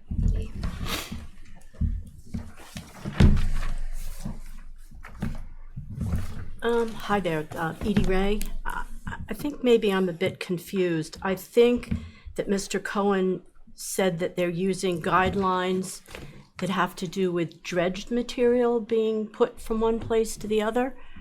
I don't recall that this is dredged material. Am I missing something here? The DEP guidelines for beach nourishment often specify dredged material because that's the source for many places. Because they scoop it up from the ocean and plop it on the beach. So part of the DEP guidelines, it's for testing dredged material, but it's really any material going onto the beach or bluff. So since it's not dredged materials, can you guys not use a different measure of testing? Like something that is more, that makes more sense for this particular problem, where you've scooped some up from a dump site basically and plopped it on the beach? So some of the guidelines they're using are specific to leach field sediment testing. So But isn't a leach field though different? Because with my husband's former career, we talked a lot about poop at our house. So isn't a leach field different than a construction zone? So I guess I'm still confused. So I guess what metrics would you be looking for us to test in addition to what's listed? Because we don't have our own, unfortunately, as the Nantucket Conservation Commission, so the guide to us is the DEP, but we are. I'm not sure that Edie knows what is being tested for. So did you see the I list? think I didn't see the total list there, but there were some other things that sort of popped into my brain. It's like copper and zinc. I mean, because it's not a leach field and it's not a dredge thing. I'm just thinking maybe. Yeah. Well, there are 8 Copper and metals here. So arsenic, barium, cadmium, chromium, lead, mercury, selenium, and silver. Not being zinc, tested. but yeah. So some of the standards for testing dredge material are probably more scrutinized than what we're looking for. Okay. It's really comprehensive. And having spent many years in the dredge industry, when the state and the Army Corps of Engineers sets these standards, they're covering heavy metals, lead, all that stuff in areas of maintenance dredging, all that stuff in around harbors and marina stuff settles to the bottom, gets in the mud, and then they're looking for all that. Okay, so these standards are good standards for what is being done? I think so. The only soil And it's spelled out here, which we Yeah. the only soil tests that I know of that would be more restrictive than what is considered currently in this protocol would be a soil test you would undertake for an agricultural reason, and I don't think that is doesn't you're not going to be doesn't really apply corn. here. Yeah. I think that there may be some constituents that we've missed that we need to highlight, like I highlighted pH and total nitrogen, but in general, this is a very robust array of sampling here. Okay, and would there be any benefit to testing, taking sort of a sample from where this stuff came from, like from the source site, to sort of take a look? Because you might have lost some stuff with all the rain and the tide and all that stuff. I mean, we won't know. That some other stuff might have come from another job site and then backfilled it, and then who knows if And if there's a house on top of it now and there's been painters there, it just can, might add more confusion to what's going on. Okay, and there's not going to be any more dumping until all of this is resolved, is that correct? They have a cease work. Okay. Yes. All right, thank you. I'm a little less confused. And we will be requiring them to sample in the intertidal zone. So if things are washing off, we'll hopefully catch it in there if it's not too late. Yeah, and while the enforcement is open, we can add tests if something is of concern. Okay, and my sense from you guys is that you want this done right and quickly, but not so fast that it compromises results, correct? Right. Yep. Okay, thank you. Thank you. Any other public comment? RJ.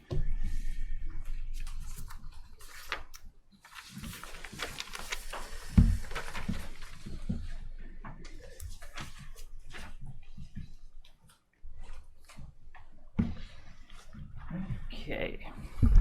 RJ Turcott, Nantucket Land Council. I'm going to hand out Yvonne Valancourt's comments. She wasn't able to make it tonight. So.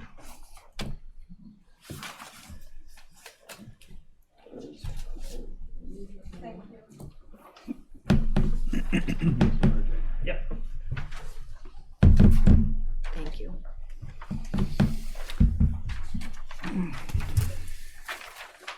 Thank you. Thanks, Archie.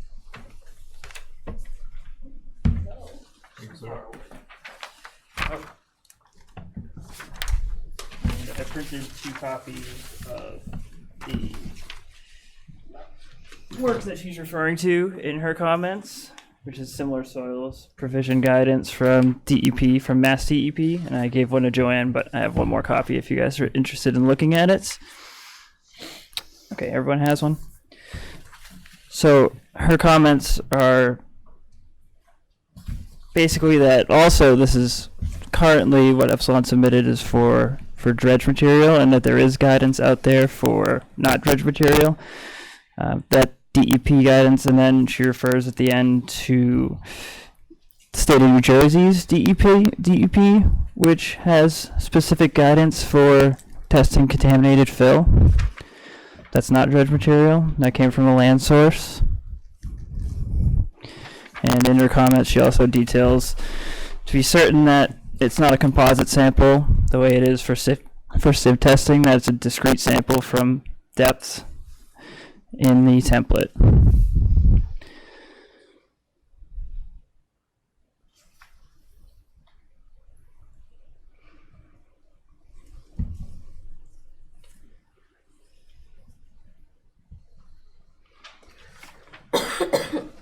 So sort of to what the point Edie was making, there is guidance out there on stuff that's not dredge material, stuff that came from land. Specifically, the New Jersey document she refers to at the end, that's a 58-pager, and I don't have that kind of toner, so I wasn't going to print that. But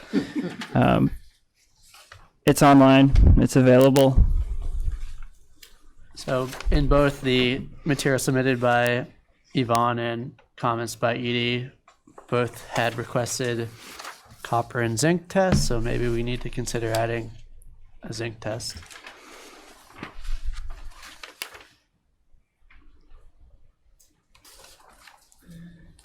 Oh, and those weren't on the list of metals that Ian. Copper's on there, but zinc is not. Zinc, okay.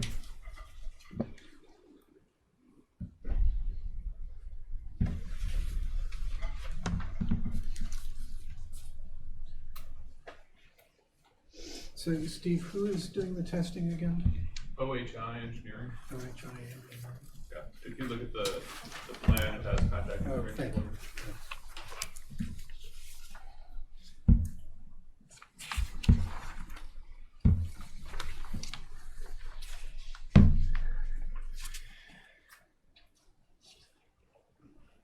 I guess the reason why I asked was, do we want to request that a representative come and discuss the findings with us at the end of the testing? That would probably be a good idea. Yeah. Who were you gonna have?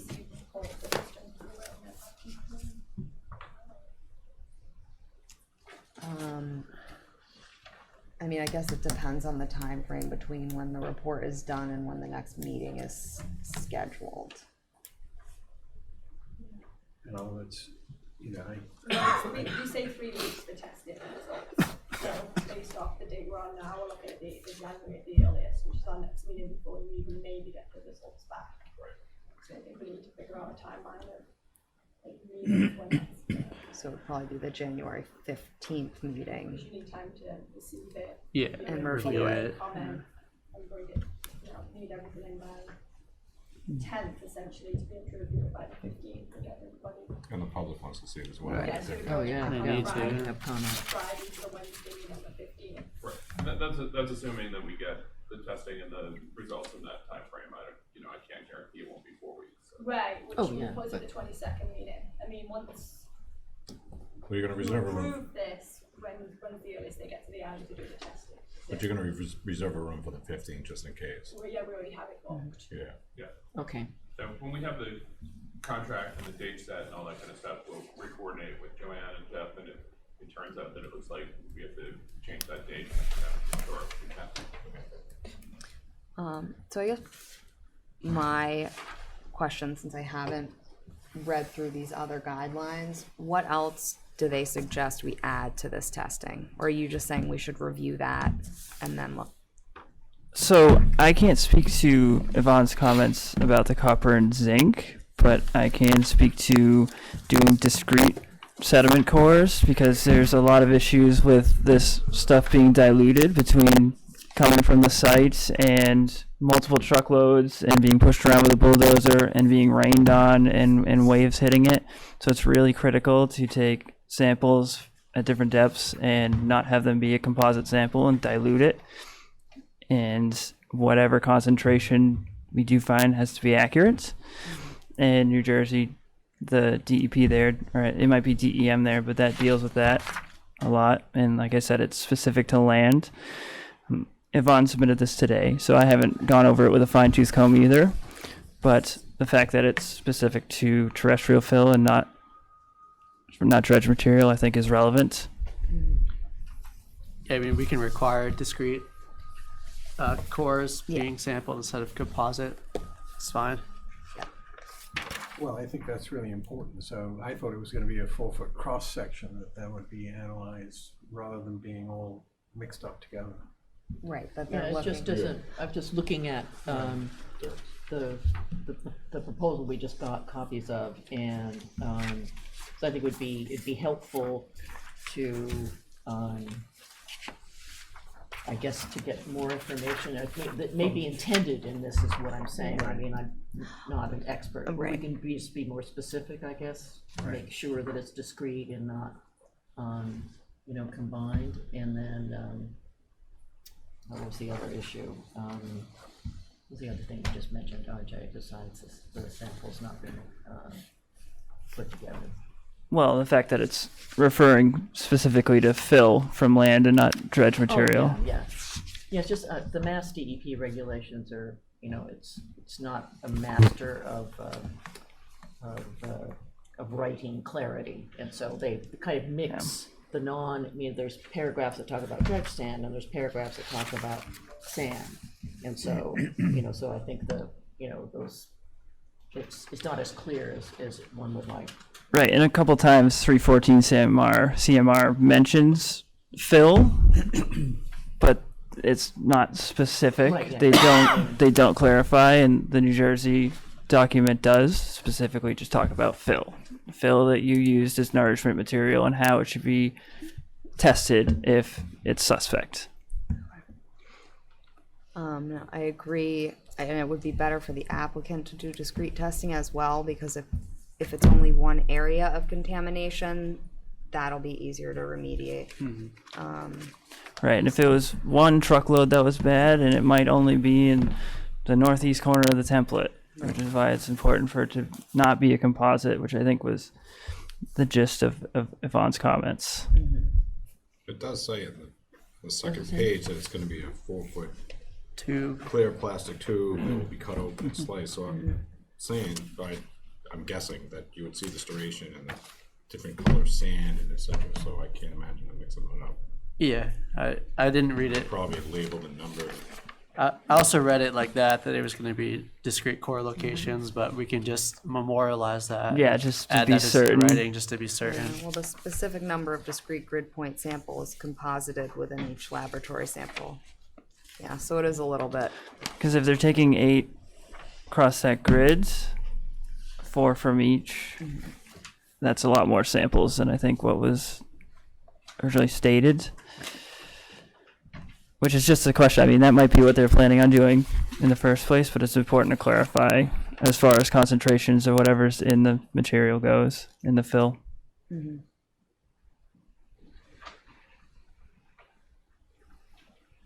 Well, it's unfortunate we don't have an expert to actually, do some analysis right now, or have the OHI, someone representing them to tell us.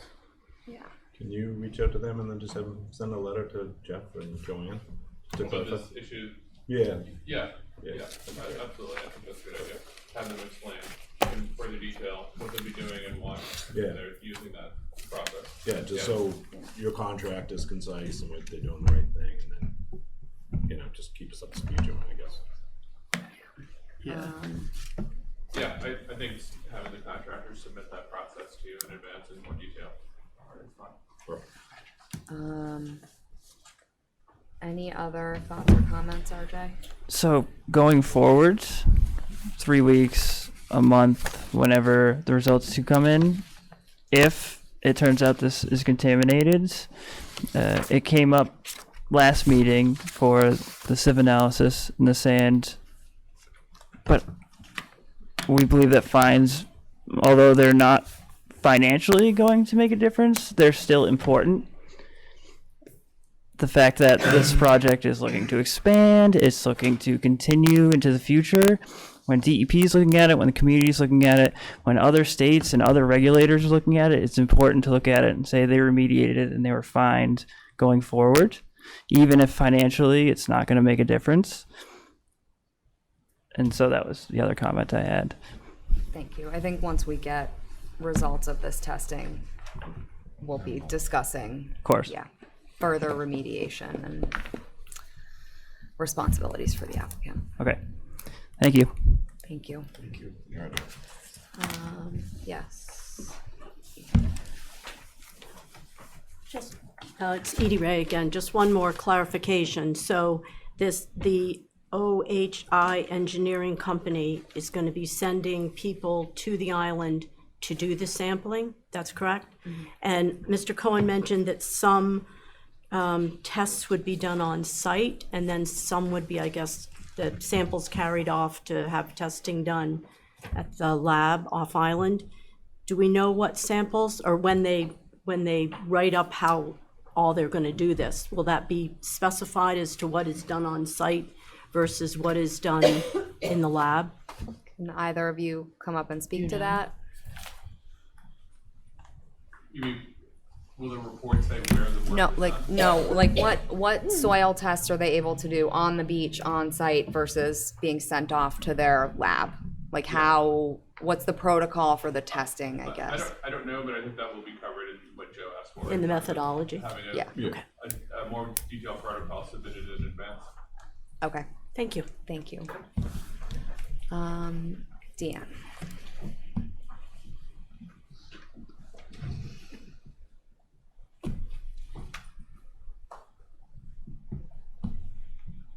Deanne Atherton, Nantucket Coastal Conservancy.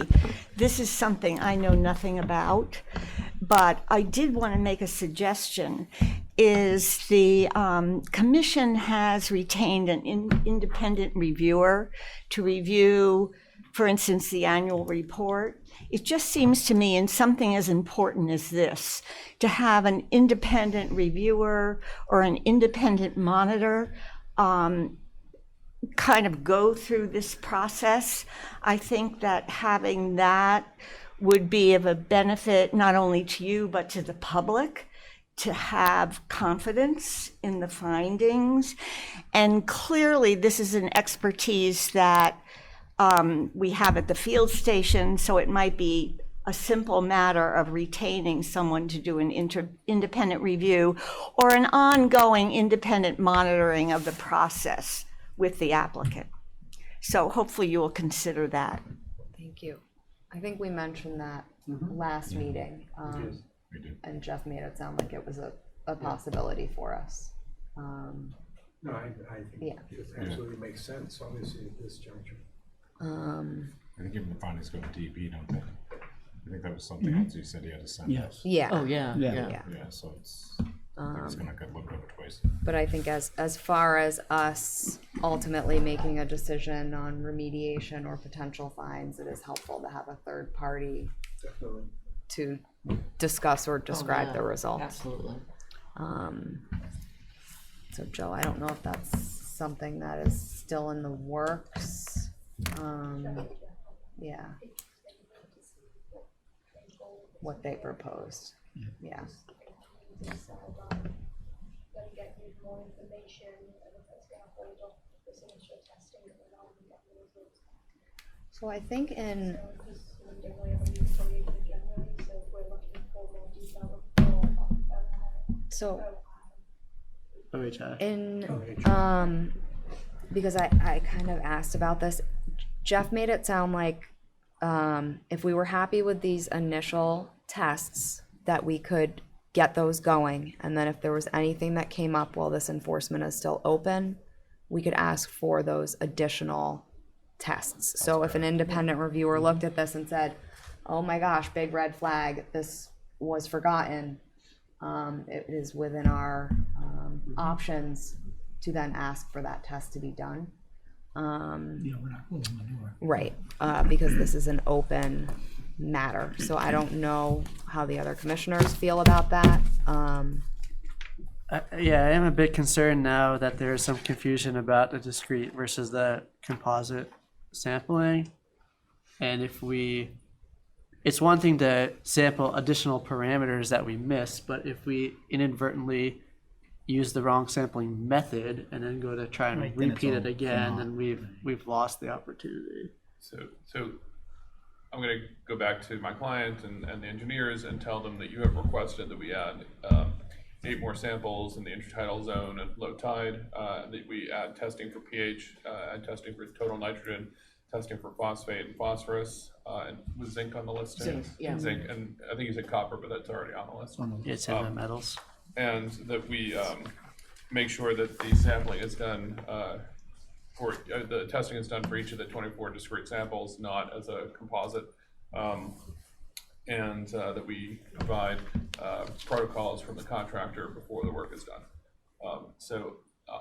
If there's any pushback from the contractor who has some good technical or scientific reason to say no or whatever, we'd certainly be in touch. But otherwise, I would assume that is how we would proceed.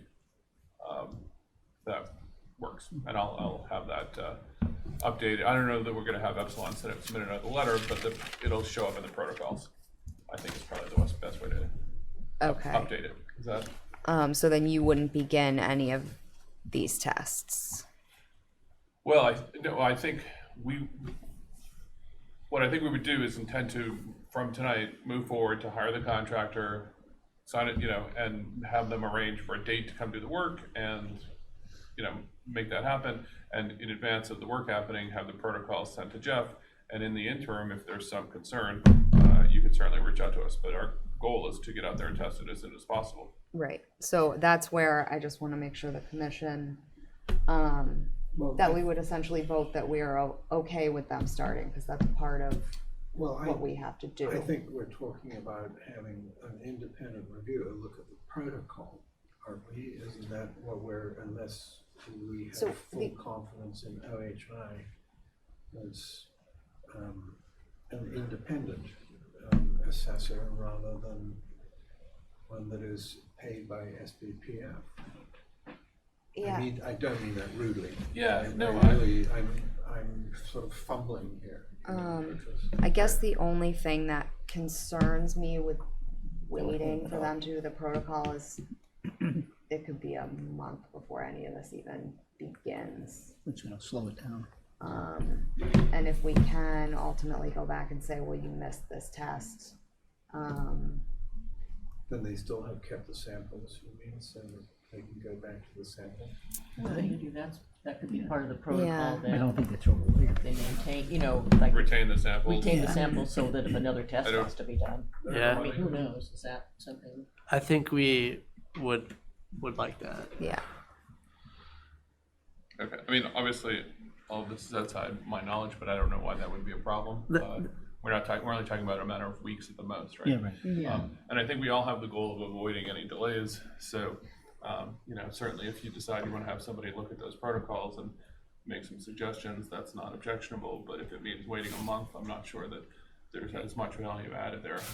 Even though I understand your concern, Ian, OHI is pretty, arm's length from SBPF.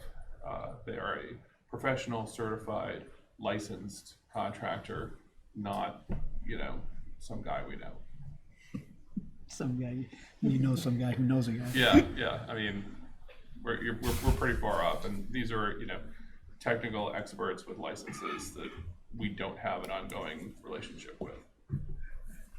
And Joe, you said, or I couldn't quite catch, has Jeff or have you started reaching out to find, an independent reviewer for this, so we can have somebody, on board as quickly as possible to? Well, I haven't, and my thought process is probably that Jeff was gonna hire someone at the result stage to maybe take a look at it like we did with Holbrook in the last report that we got.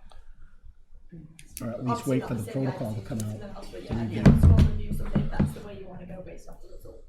Yeah, so I would think we'd want somebody, in earlier, to look at the methodology, the protocol, so it's clear that what they're doing fulfills all those things that you just listed, which I think covers everything we've been talking about. So just make sure that we have somebody, identified as quickly as possible as well. Yeah, I think that would be good. The actual testing done is Important. most important part right now. Yeah. To be able to come back in January with some results. Because it is going to be a long time. Yeah, and we don't want more wind and rain washing more of this stuff out before we can get these tests done. Like, that's what worries me, is the more we delay, Oh, absolutely. we're gonna lose. So that's why, it would be my feeling that maybe we make a motion tonight to allow them to keep doing their daily inspection, debris removal, categorize and photograph that, store it, get a weight or volume, and then that you would be proceeding and getting this testing started. While confirming that it's discrete test locations. Yeah, the list I read. Yeah. And so we will definitely do that, and if the protocol comes in and Jeff has a chance to run it by somebody and they have a great idea, or whatever, before the work is done, or even after, when we still have the samples, the goal is to get confidence, not quick. I mean, we want quick too, but we want to have confidence that the right tests have been done as well. Okay. So. Are there any more comments from the public?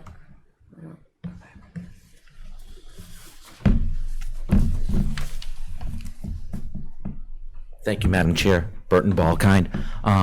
Just as an aside, I walked the template and the tow today, and I didn't see any debris like we saw before, so I was glad to see that.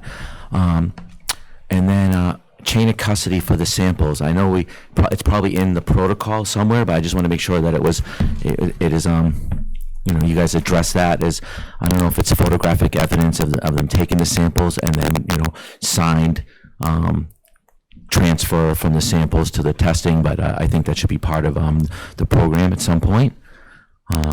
It's in the chain of custody, it's in the letter. Okay, thank you. I haven't seen the letter. It says Okay. here, containers can be labeled, logged, and shipped under chain of custody procedures to an independent Massachusetts certified Awesome. lab. Awesome. And I might maybe as a photography from each site, I don't know if that's overboard or not, but it was something I think you guys should take into consideration.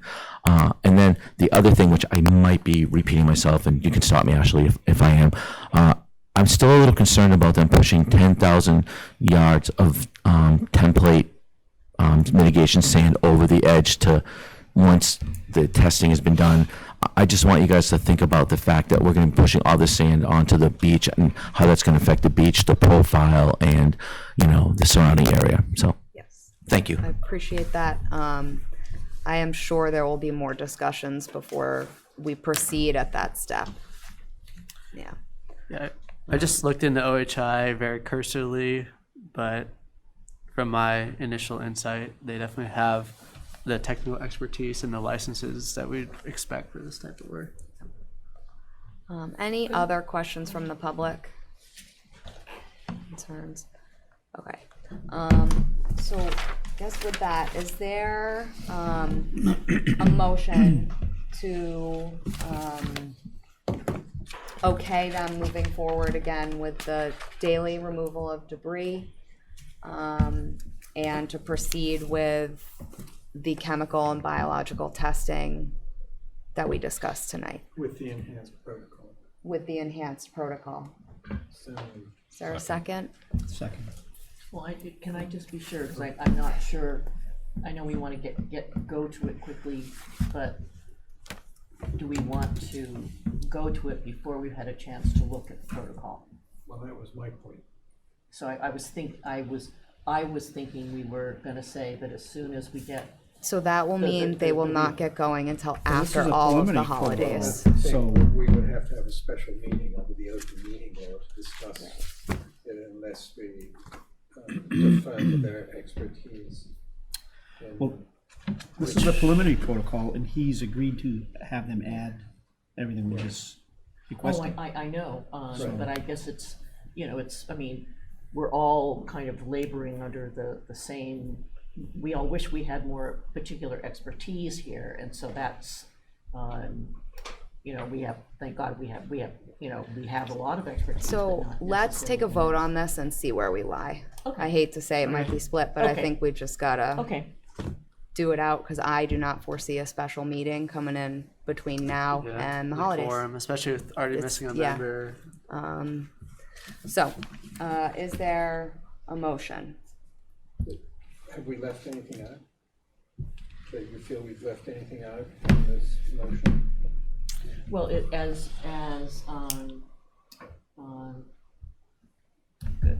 I'm really tired. Well, the motion is. Yes, as you mentioned, Ashley, I would want to add something about, review of the protocol, but I understand that is, you want to move forward, and I'm kind of in between on it, so, But we're asking for a more detailed protocol to be submitted during this process.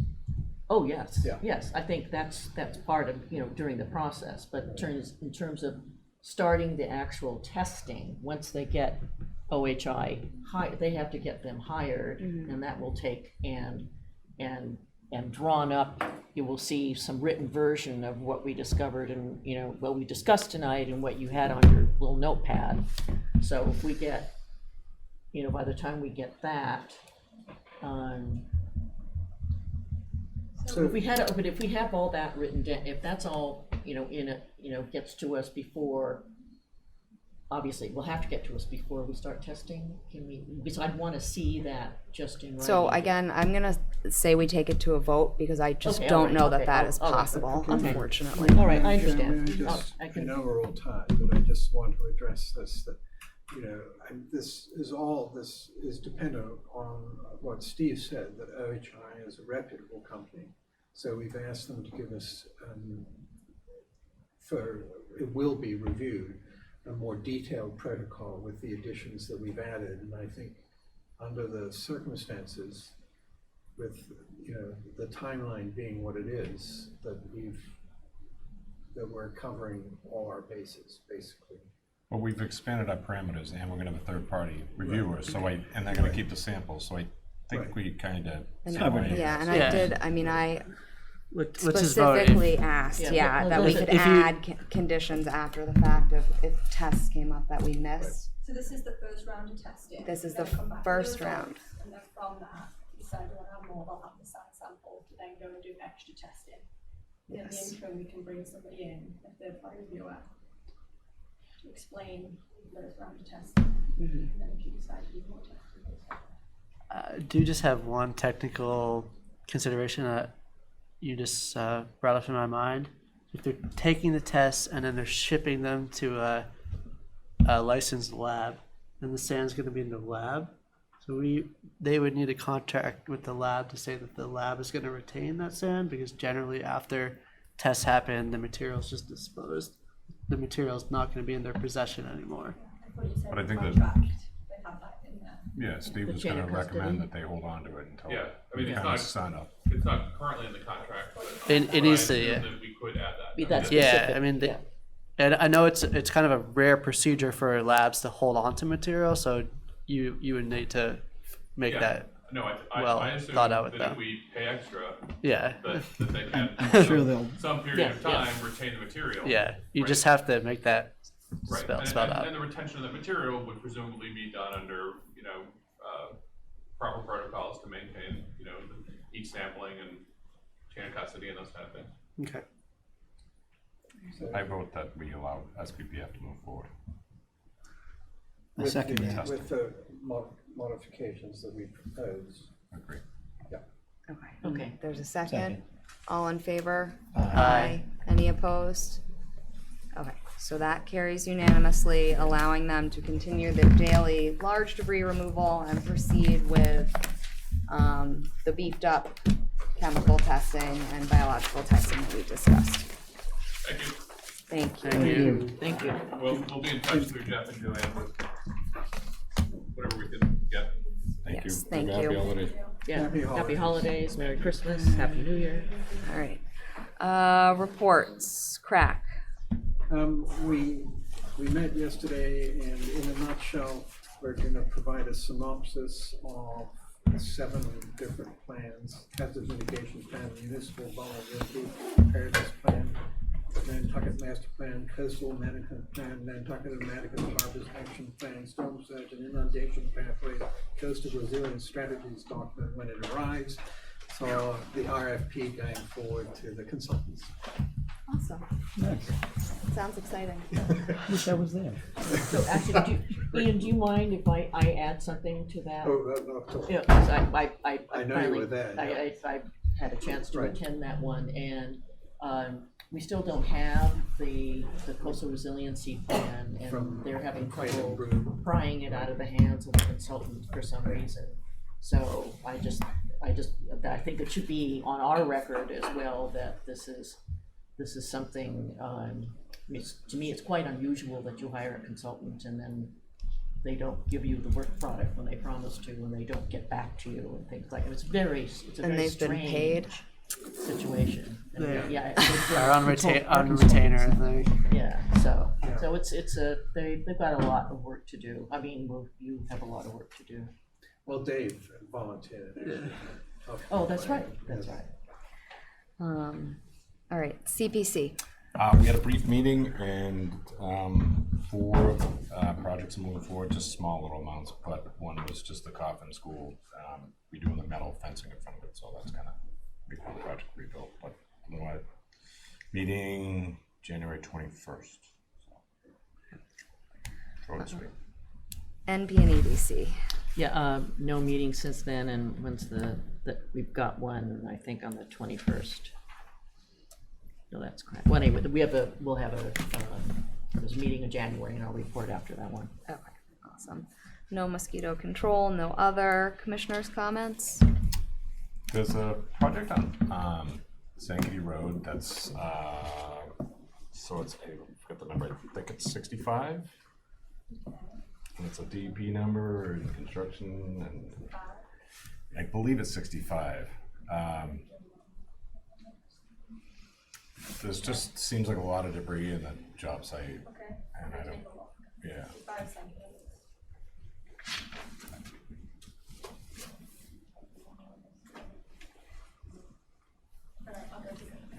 I'll give you the exact number, but it's,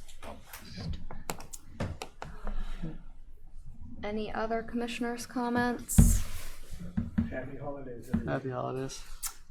You and your family. Administrator staff reports? Awesome. Is there a motion to adjourn? So moved. Is there a second? Second. All in favor? Aye. All right.